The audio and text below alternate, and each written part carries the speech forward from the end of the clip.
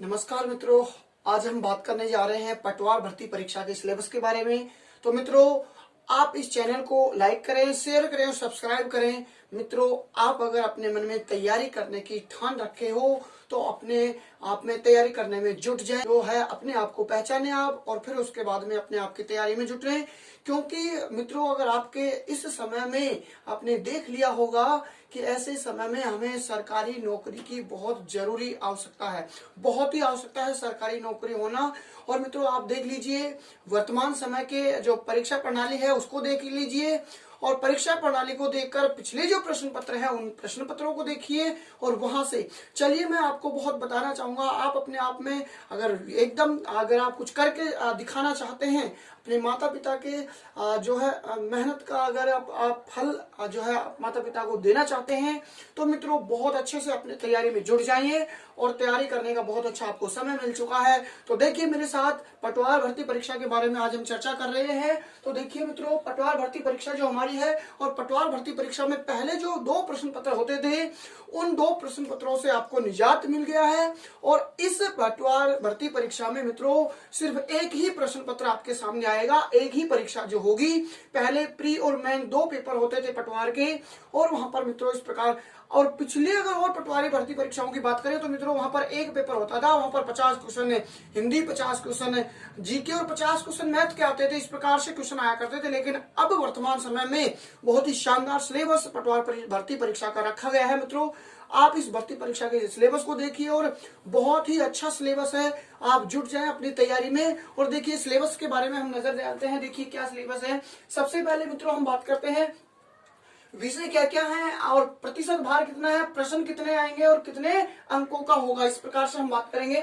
सबसे पहले नंबर 1 हम मित्रों बात करना चाहें सामान्य ज्ञान, सामान्य विज्ञान, भूगोल। सामान्य ज्ञान, सामान्य विज्ञान, भूगोल, इतिहास, राज्य व्यवस्था और करंट जीके। मित्रों अगर हम बात करना चाहें इनको हम पढ़े कहां से।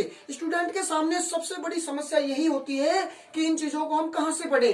क्योंकि मैं यहां से बताना चाहूंगा आपको मित्रों कि ये इन समस्या का समाधान करने के लिए आप अगर पढ़ना चाहें तो माध्यमिक शिक्षा बोर्ड और एनसीईआरटी बुकों का सहारा लें। बहुत ही अच्छा माध्यम आपके सामने जो है उपलब्ध हो पाएगा। तो सामान्य ज्ञान, सामान्य विज्ञान, जैसे विज्ञान की मैं बात करता हूं तो कक्षा 10 की विज्ञान की जो हमारे अजमेर शिक्षा बोर्ड, माध्यमिक शिक्षा बोर्ड की बुक है, बहुत ही शानदार मैटर उसमें कक्षा 10 की साइंस की जो बुक में दिया हुआ है, तो वहां से आप पढ़ लें। भूगोल की अगर हम बात करें मित्रों तो भारतीय जो माध्यमिक शिक्षा बोर्ड की बुकें हैं उन सभी में भूगोल बहुत ही शानदार तरीके से दिया हुआ है। और भूगोल जीके के संदर्भ में मैं यहाँ पर आपको बहुत ही अच्छा मैटर उपलब्ध करा पाऊंगा इसे हमारे YouTube channel Raj for new Rajasthan के माध्यम से। तो मेरे साथ में आप जुड़े दोस्तों और देखना चाहें इस सिलेबस को देखिए। बहुत सारे लोग सिर्फ इतना देखते हैं कि इस भर्ती परीक्षा में इतने फॉर्म लगे हैं, 20 लाख 16 लाख फॉर्म लगे, अरे यार इतने फॉर्म लगे, मेरा नंबर कहां से आएगा। हम सभी में से ही तो नंबर आता है। मेहनत करने वाले कभी पीछे नहीं रहते हैं, मेहनत करने वाला सफल जरूर होता है। इस भर्ती में नहीं, अगली भर्ती में नहीं, निरंतरता जरूर रखें अपने आप में। एक किसान को आपने देखा होगा कि किसान सबसे पहले खेत में बुआई करता है, बुआई करने के बाद में बीज डालता है, बीज डालने के बाद में उसमें जो है निराई गुड़ाई करते हैं और निराई गुड़ाई करने के बाद में उसमें पानी देते हैं, खाद देते हैं और फिर जो है काटते हैं और फिर अपने थ्रेशर वगैरह से निकला के अनाज घर में डालते हैं। और मान लीजिए उस फसल को कोई बारिश या और ओलावृष्टि होने के कारण वो फसल नष्ट हो जाती है तो कितना दुख होता होगा। लेकिन फिर भी निरंतरता नहीं छोड़ते।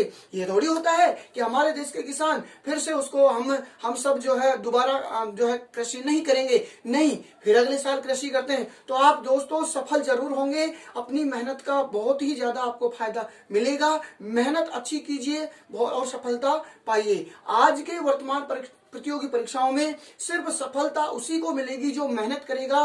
पहले ये तुक्केबाजी चलती थी, वो आज की प्रतियोगी परीक्षाओं में नहीं चलने वाली है। तो आप मेहनत कीजिए और जुट जाइए अपनी मेहनत में। सिलेबस देख लीजिए, यहाँ पर हम बात कर रहे थे सामान्य विज्ञान, सामान्य ज्ञान, भूगोल, इतिहास, राज्य व्यवस्था और करंट जीके। यहाँ से अगर बात करें तो परीक्षा में जो पेपर होगा उसका 25% होगा मित्रों। और अगर प्रश्न आएंगे तो 38 प्रश्न आएंगे और कितने अंक के होंगे, 76 अंक के। यहाँ से बहुत अच्छा जो है यहाँ से आपके मिल रहा है अंक भार। देखिए मित्रों 2 नंबर पर हम बात करते हैं राजस्थान का भूगोल, अर्थव्यवस्था, इतिहास और कला संस्कृति। राजस्थान जीके के चारों पार्ट है, इनकी हम बात करें तो पूरे पेपर में 20% जो है राजस्थान जीके आने वाली है। और कितने प्रश्न होंगे मित्रों? 30 प्रश्न। और अंक भार कितना होगा? 60 नंबर का होगा। 60 नंबर की यहाँ पर राजस्थान जीके और 76 नंबर की मित्रों यहाँ पर आने वाली है नेशनल जीके। मित्रों हम बात करना चाहें, देखिए हिंदी व अंग्रेजी, अब की बार इसमें हिंदी अंग्रेजी, हिंदी तो पहले भी हुआ करती थी, अंग्रेजी और जोड़ दिया गया है। हिंदी व अंग्रेजी दोनों का अगर प्रतिशत की बात करें तो 15% मार्जिन रहेगा इनका। और हम बात करें प्रश्न तो 22 प्रश्न आएंगे। और कितने अंक के आएंगे मित्रों? 44 अंक के हिंदी और अंग्रेजी आएगा। हम बात करें नंबर 4 पर रीजनिंग और गणित, अब की बार रीजनिंग भी इसमें शामिल की गई मित्रों। रीजनिंग और गणित 30% वेटेज रहेगा और 45 क्वेश्चन 90 नंबर के, ये देख लीजिए मित्रों, मैथ और रीजनिंग 45 क्वेश्चन 90 नंबर के यहाँ पर आने वाले हैं। 5 नंबर पर हम मित्रों बात करें कंप्यूटर है, और कंप्यूटर 10% रहेगा यहाँ पर। 15 क्वेश्चन है 30 नंबर के कंप्यूटर के आने वाले हैं। इस प्रकार से 100% जो पेपर होगा इसमें प्रश्नों की संख्या कितनी होगी?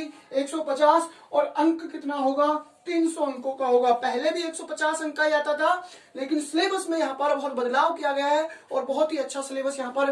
देखिए राजस्थान पुलिस और पटवार दोनों अगर भर्तियों की मैं बात करना चाहूँ मित्रों, तो राजस्थान पुलिस के सिलेबस में भी अब की बार बदलाव किया गया है। तो आप राजस्थान पुलिस, अगर आप पटवार भर्ती परीक्षा की तैयारी कर रहे हैं तो यहाँ पर राजस्थान पुलिस में भी आप तैयारी कर पा रहे हैं। पटवार भर्ती परीक्षा के साथ साथ आपकी जो है राजस्थान पुलिस के पेपर की भी तैयारी हो रही है। सिर्फ और सिर्फ आपको अगर अलग करना पड़ेगा, क्योंकि राजस्थान पुलिस के ए पार्ट में आता है मित्रों अब की बार जो आएगा कंप्यूटर और रीजनिंग। ए पार्ट पहले 3 पार्ट होते थे, अब की बार 4 पार्ट हो चुके हैं राजस्थान पुलिस के। कंप्यूटर और रीजनिंग आएगा। अभी हम विस्तृत राजस्थान पुलिस के सिलेबस पर चर्चा करेंगे। तो इस प्रकार से आएंगे। मैं ये बताना चाहूंगा मित्रों कि आप किसको माध्यम बनाए पढ़ाई के लिए, तो देखना चाहेंगे। मैं कह रहा था कि माध्यमिक शिक्षा बोर्ड और एनसीईआरटी की बुकों को अपना माध्यम बना ले। कक्षा 6 से 12 तक जो बुकें हैं उनके माध्यम से आप पढ़ें। देखिए मित्रों, तो 6 से 12 तक बुकों को पढ़े, इस प्रकार से जीके आपका पूरा क्लियर हो पाएगा। राजस्थान का जो जीके है मैं बात करना चाहूंगा, कक्षा 6 से 12 तक की जो बुकें होती हैं माध्यमिक शिक्षा बोर्ड की, उसमें बहुत ही शानदार जो है राजस्थान जीके का मैटर आपको उपलब्ध हो पाएगा। तो माध्यमिक शिक्षा बोर्ड की बुकों का सहारा लें आप। हम चलो मित्रों बात करना चाहेंगे कि हमारे यहाँ पर जो है सबसे पहले हम बात करें इसके पेपर के सिलेबस में। तो देखिए मित्रों, यहाँ पर राजस्थान जीके के संदर्भ में बात कर चुके। हिंदी के संदर्भ में मित्रों हम बात करना चाहें तो मैं आपको बताना चाहूंगा कि माध्यमिक शिक्षा बोर्ड की कक्षा 9 से 12 तक हिंदी व्याकरण जो आती है उससे बाहर कोई प्रश्न यहाँ पर नहीं पूछा जाता है।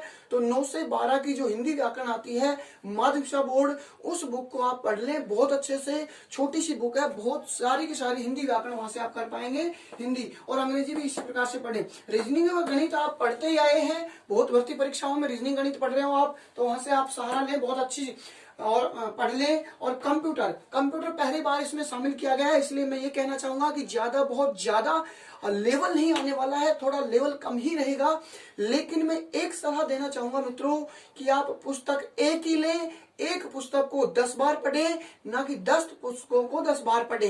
एक पुस्तक को 10 बार पढ़ ले, भले ही पुस्तक जो है सहारा बनाए, बहुत अच्छी पुस्तकों को अपना माध्यम बनाए और वहां से अपनी तैयारी करना शुरू करें। चलिए मित्रों, अगर हम यहाँ पर बात करना चाहेंगे तो ये सब जो चीजें हैं इनमें हमें किस प्रकार से, सबसे पहले ये सिलेबस देख करके और आप पिछले पेपर्स जो हैं उन पिछले पेपर्स को अपने आप में किस प्रवृत्ति प्रश्नों की होती है प्रवृत्ति देख लें और पिछले प्रश्नों का पेपर्स का विश्लेषण कर लें। पिछले जो पेपर आए हैं उन पेपरों का विश्लेषण आप करें कि किस प्रकार की प्रकृति के प्रश्न वहां पर पूछे गए हैं।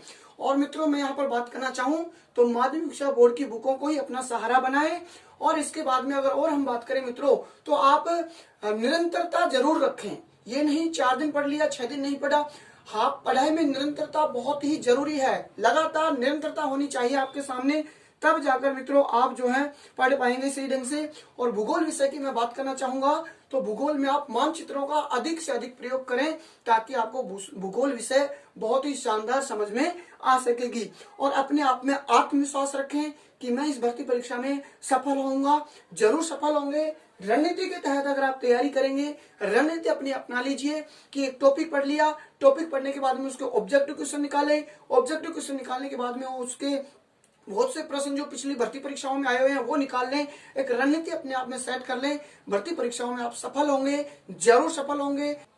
चलिए मित्रों, हम बात करते हैं आगे कि हम आज वर्तमान समय में जो ऑनलाइन माध्यम से हम पढ़ रहे हैं, इन ऑनलाइन माध्यमों की तुलना करते समय आप तुलना करें, और तुलना करते समय आप ये चीज जरूर ध्यान रखें कि किस ऑनलाइन माध्यम में हमें कैसा मैटर यहाँ से उपलब्ध करवाया जा रहा है, हमारे आने वाली प्रतियोगी परीक्षाओं में काम आएगा या नहीं आएगा। उन पिछले प्रश्नों का विश्लेषण यहाँ से हम कर रहे हैं तो हमारे काम ये आ रहा है या नहीं आ रहा है, या बेकार में हमारा समय जो है बेकार किया जा रहा है, नष्ट किया जा रहा है। क्योंकि समय आपका अगर चला जाएगा तो ये समय आपके पास दोबारा आने वाला नहीं है। आप इस समय को बहुत ही अच्छे से उपयोग लें, बहुत अच्छे से आपके समय का उपयोग करें ताकि आप आने वाली प्रतियोगी परीक्षाओं में सफल हो सकें। तो ऑनलाइन माध्यम का आप चूज करें तो वहां पर आप जरूर तुलना कर लें कि कहां से हमें किस प्रकार का मैटर मिल रहा है, क्योंकि आने वाला समय, ये जाने वाला जो समय है, ये आने वाले समय में आपको जो है प्रतियोगी परीक्षाओं में सफल नहीं करवा पाएगा। इसलिए आप अपने समय को सही से उपयोग करें।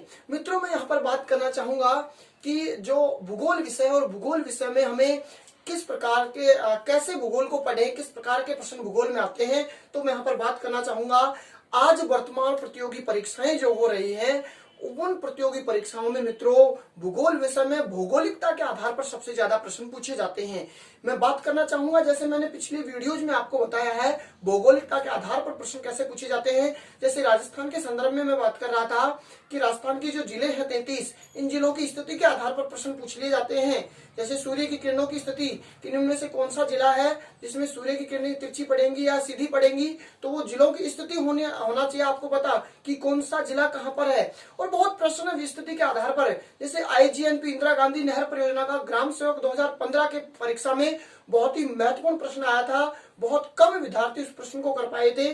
वहां पर उन जो नहरें निकाली गई थी IGNP से, उन नहरों को 1 2 3 4 कोड करके दिया हुआ था, और वहां से जो है सही उत्तर आपसे पूछा गया था कि अब बताइए निम्न में से सही कौन सा है। तो भौगोलिकता के आधार पर, यानी भौगोलिकता के आधार पर भूगोल में भौतिकता है, भौतिक आधार पर बहुत सारे प्रश्न वर्तमान में पूछे जाते हैं। मित्रों, मैं बात करना चाहूंगा तो आप पिछले प्रश्नों का विश्लेषण जरूर कर लें। पिछले जो प्रश्न हैं, उन प्रश्न पत्र हैं, उनका जो है विश्लेषण जरूर कर लें। आपको वहां से ये पता चल पाएगा कि कैसे प्रश्न हमारे परीक्षा में आते हैं। और ये भी पिछले पेपरों का जब आप विश्लेषण कर रहे हैं तो अपने आप में कॉन्फिडेंस भी आप पैदा कर पाएंगे कि ऐसे प्रश्न पत्र आएंगे तो हम जरूर इसमें पास हो पाएंगे। इस प्रकार से आप पिछले प्रश्नों का विश्लेषण जरूर कर लें। मैं यहाँ पर बात करना चाह रहा था कि मित्रों कक्षा 6 से 12 तक जो पाठ्य पुस्तकें हैं उनको अपना आधार बनाएं आप। कक्षा 6 से 12 तक, वैसे तो कक्षा 3 से 12 तक ही पाठ्य पुस्तकों का अपना आधार बना लें। बहुत महत्वपूर्ण सामग्री आज की जो है माध्यमिक शिक्षा बोर्ड जो 6 से 12 तक NCERT की जो बुकें हैं उनमें बहुत अच्छा मैटर आपको उपलब्ध कराया जा रहा है, तो आप उनको अपना माध्यम बना लें। चलिए मित्रों, हम बात करें तो जो भी आप तैयारी करें वो नोट्स बनाकर करें। नोट्स बनाकर ही तैयारी करें, बहुत महत्वपूर्ण है आपके लिए, क्योंकि आप जो नोट्स बनाते हैं वो आने वाले समय में भी आपके काम आएंगे। और प्रत्येक सब्जेक्ट के आप शानदार नोट्स बनाएं, ताकि एक बार आप नोट्स बना लें तो उनमें थोड़ा सा फेरबदल आपको जरूर करना पड़ेगा, फिर आपको आगे परेशानी नहीं आएगी किसी भी भर्ती परीक्षा के लिए आप तैयारी करेंगे। तो हम बात करें दोस्तों तो भूगोल में ये जरूरी है, भूगोल विषय को आप पढ़ रहे हैं तो वहां पर भूगोल के अध्ययन में आप मानचित्रों का प्रयोग जरूर कर लें। हर टॉपिक में आप मानचित्रों का प्रयोग करें, क्योंकि मानचित्रों के आधार पर ही आप भूगोल को सही तरीके से पढ़ पाएंगे मित्रों।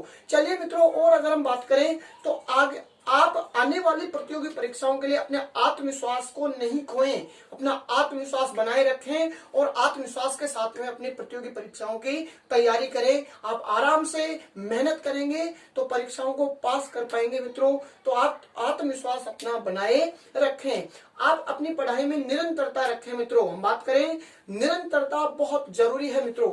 निरंतरता का सबसे बड़ा उदाहरण है कि आप लगातार 10 दिन पढ़ लिया, 5 दिन नहीं पढ़ा तो बिल्कुल आप सब कुछ भूल जाएंगे।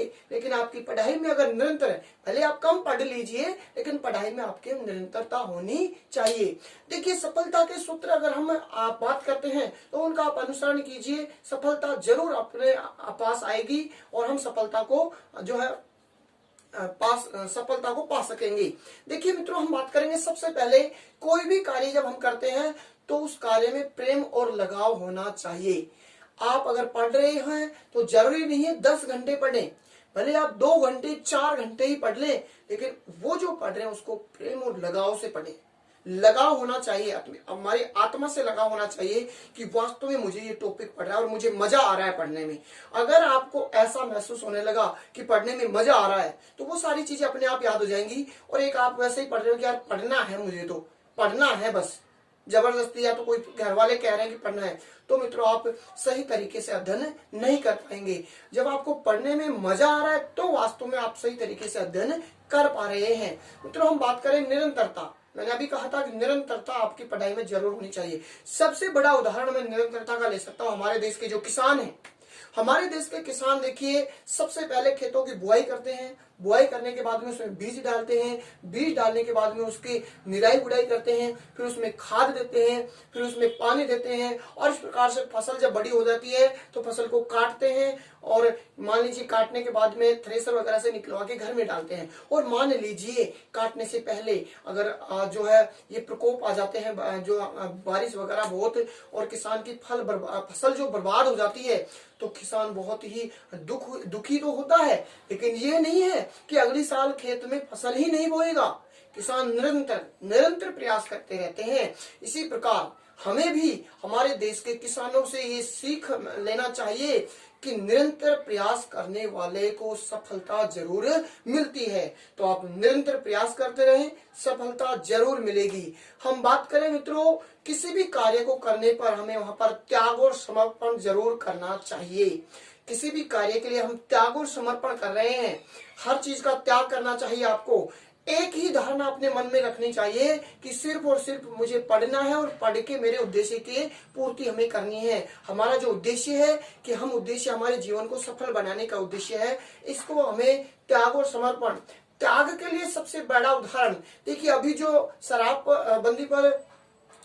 पर रोक लगाई गई थी, बंद कर दिया गया था, और फिर जब शराब को खोला गया था, शराबबंदी को, तो मित्रों आपने देखा होगा कि हमारे यहाँ पर कैसी हालात हुई थी शराब जो है लेने वालों की। ये त्याग नहीं कर सकते, इस कोरोना महामारी में भी इसका त्याग नहीं कर सकते। जब त्याग ही नहीं कर सकते तो जिंदगी में सफल नहीं हो सकते हैं। तो मित्रों त्याग करना बहुत जरूरी है। सबसे बड़ा उदाहरण आप ले लीजिए, एक माँ होती है, बहुत बड़ा त्याग करती है। 9-10 महीने तक वो अपने बच्चे को जब गर्भ में पालती है तो बहुत बड़ा त्याग करती है। वो कुछ भी नहीं खाती कि मेरे बच्चे को कुछ ना हो जाए, ठंड ना लग जाए, इस प्रकार से जो भी है, तो वो बहुत बड़ा त्याग करती है 9-10 महीने तक। ये जो शराब पीने वाले हैं, ये थोड़े दिनों तक त्याग नहीं कर सकते, अपने जीवन को बचाने के लिए त्याग नहीं कर सकते। तो मित्रों मैं जरूर कहूंगा आपसे अंतिम बार ये कि अपना त्याग और समर्पण अपना जरूर होना चाहिए। किसी भी कार्य के करने पर हमें किसी भी कार्य को करो तो पूरी शिद्दत से कीजिए, ताकि हम उसमें सफलता हासिल कर सकें। इसी प्रकार आप और हम बात करते रहेंगे आगे विशेष क्लासों में। तो आप चैनल को सब्सक्राइब, लाइक और शेयर करें। धन्यवाद।